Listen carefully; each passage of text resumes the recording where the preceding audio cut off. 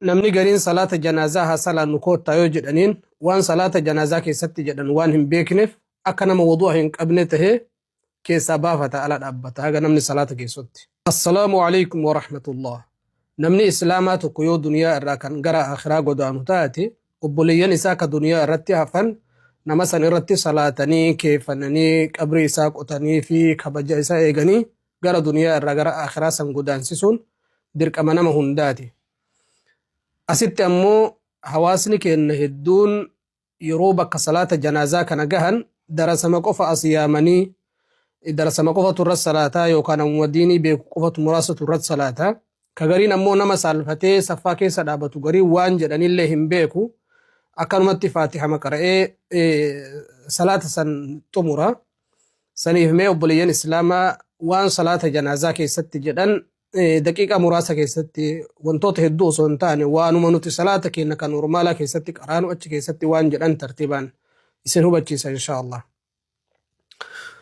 Jalqaba irratti namni tokko yeroo imaamni Allahu akbari jalqaba san jedhe erga innis Allahu akbar san jedhe booda faatihaa qara'uu qaba. Faatihaa jechuun gaa alhamdulillahi rabbil alamin arrahmaan irrahiim san haga waladdaalliin aamiinii san gadi jedhuu qabaa jechuu. Yeroo takbiiraa ihraamaa ta'awwala imaamni Allahu akbar jedhu san akkuma nama salaata seeneetitti faatihaa qara'aa jechuu obboleeyyan islaamaa. Lammaffaa yoo imaamni Allahu akbar jedhe salawaata buusa. Salawaata buusa jechuun attahiyyaata yeroo teenu sanni beeytanii mika xumuraa san.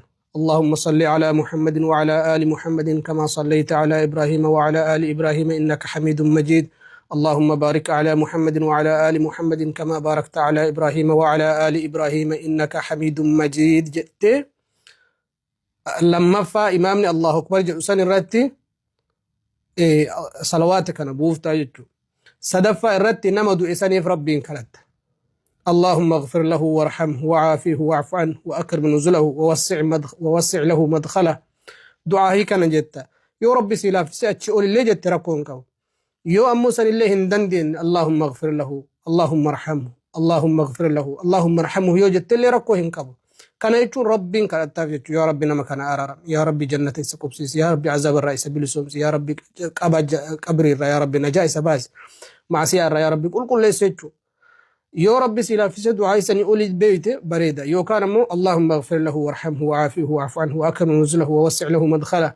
اللهم نقه من خطايا كما ينقى الثوب الأبيض من الدنس. دعاء حق ربي سلا في اللهم اغفره لا يروس هذه أفرر دي بتركوهن كم.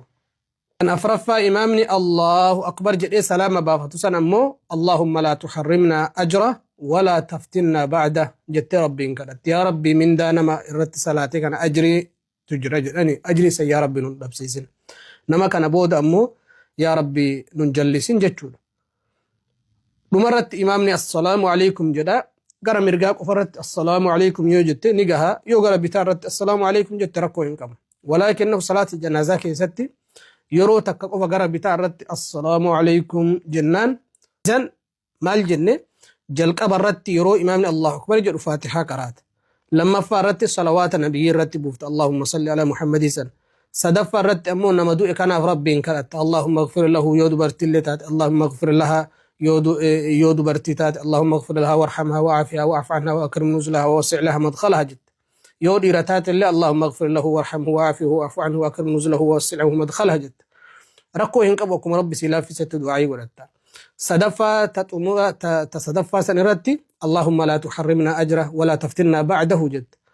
أفرفا رت أمو سلامة بافت تاجج إمام نيو سلامة بافت وانما هغنا كانت نما هدو يرو صلاة جنازات فكا أكود تاجرانين صلاة جنازات تجرى يرو جرانين ددفيا غرين أمو دابتي تمان فاتح موفي قرآ أولا سنصوهن تاني وان يوكي قدا وان أدى يوكا وورك أرتك وتسجن قصون تاني وان متك ونمن هندي بيكو ولكنه وانسن هو بچتو نم هدتو الفاتو دندا وان تيف سنيهم ربي سبحانه وتعالى نورا هيك يبلو صلاة الجنازة دوبرتين جنازة رات صلاة ندنديت يو جنازة سوني بكا دوبرتين جرتو في فكين مسجد فاكي ست بكا والجهي فاكي ست يو كان مو بكا بكمتي ويدت يو جنازة نتجرات دوبرتين رنت صلاة دير اللي دائما اللي قد اللي انتقال نرات صلاة قبرها في بلسن الله يو أمو بكا قبري لك dubartiin asii deemtee qabrii san janaazaa san hordoftee bakka qabrii sanitti dhayitee achitti irratti salaatuun hin barbaachisu